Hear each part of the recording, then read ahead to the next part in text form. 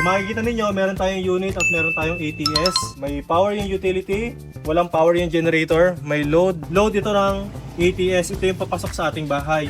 Ito namang isa na to, galing sa generator. Walang power dito sa generator kasi nakapatay siya. Pag nawala ng kuryente, yung ating bahay dapat automatic na mabubuhay yung ating generator.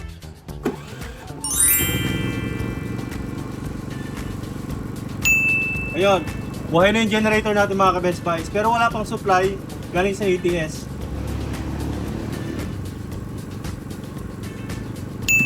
Ayun. So ganun lang ang nangyayari mga ka-Best Buys.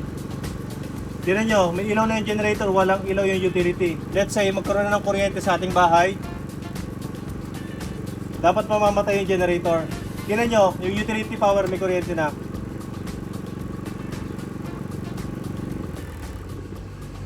Ayan, patay na yung generator, buhay yung kuryente, dumadaloy na sa ating bahay. So ganyan kaganda mga ka-Best Buys yung ating mga fully automatic na generators, lalo na nga itong Philippine 4200 natin. Ang presyo nga pala nito is 55,500 plus shipping fee, cash on delivery nationwide. Maraming salamat Sir Kevin James Rabanzo dyan sa Talisay, Cebu.